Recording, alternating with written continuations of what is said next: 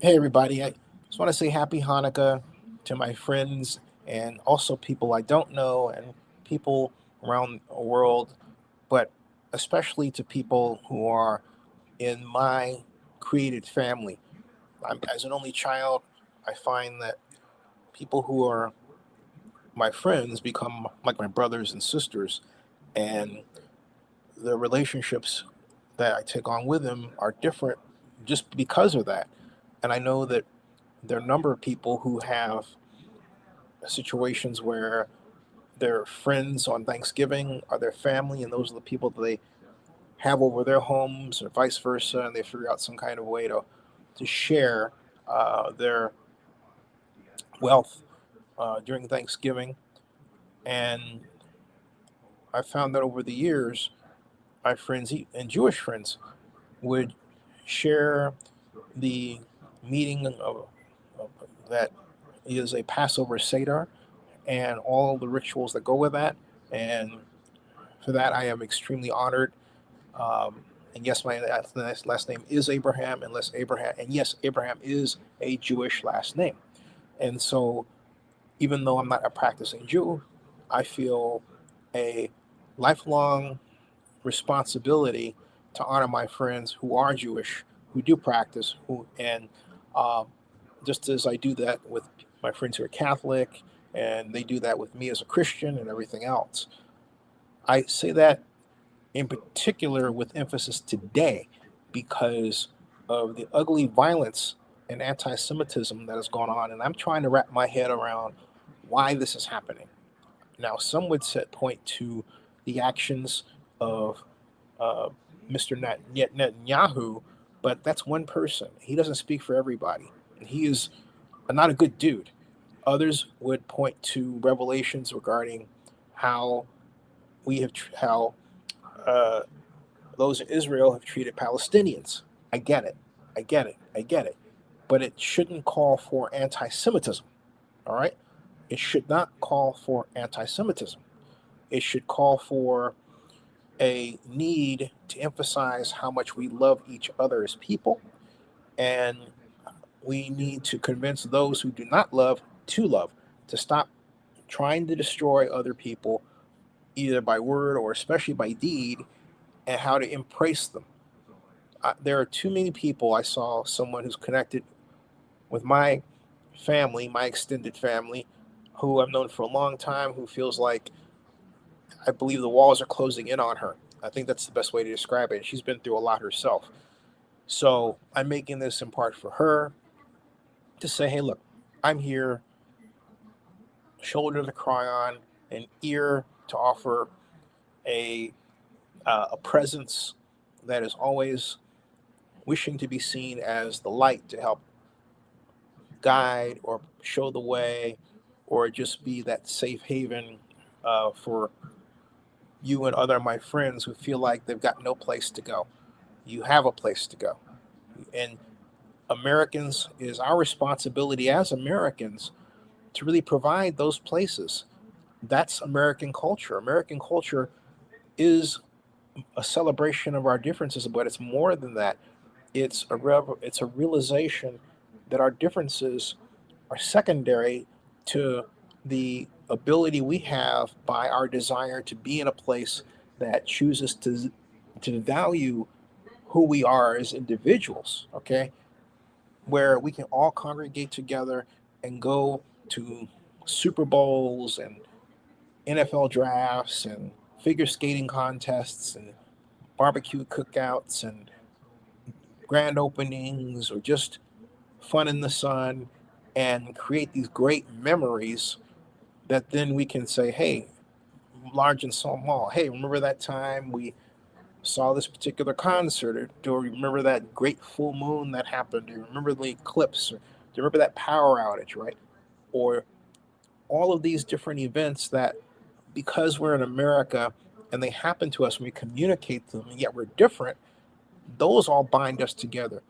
That's what binds us together. What separates us is choosing to be apart, choosing to text rather than talk. It's always important to pick up the phone and talk, choosing to put out words that divide, like the president did in the case of Rob Reiner, or the opposite, where former President Barack Obama put out words of understanding and love and support of who Rob Reiner was, and sadness and and and horror over what happened to him.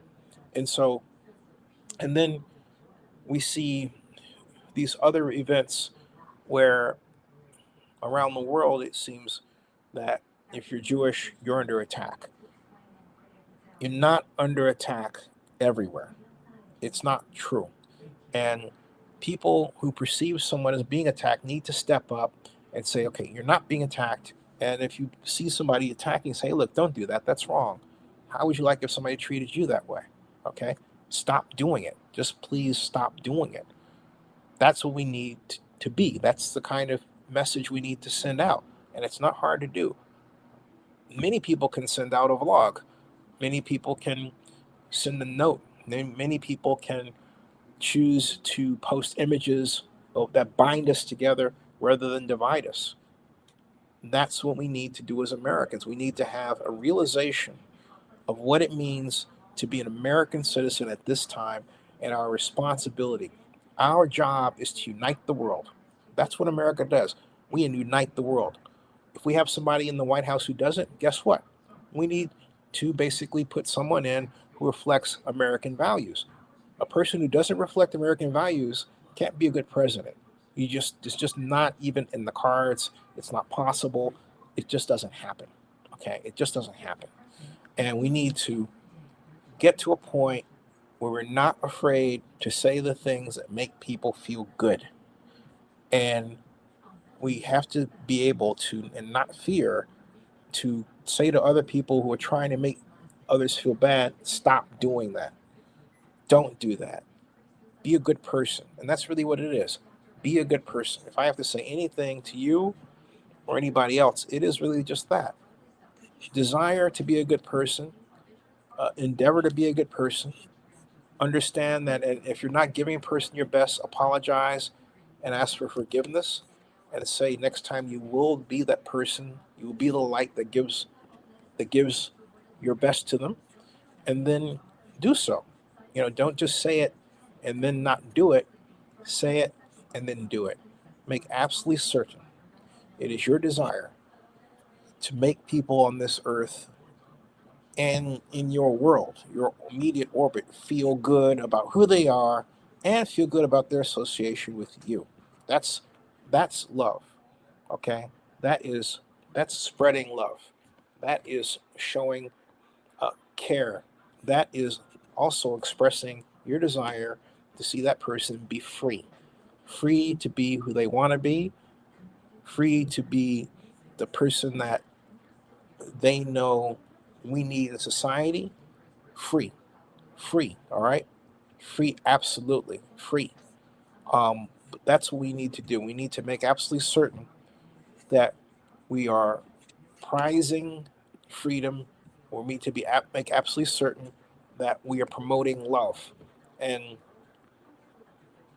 again, that's what America's built on more than anything else.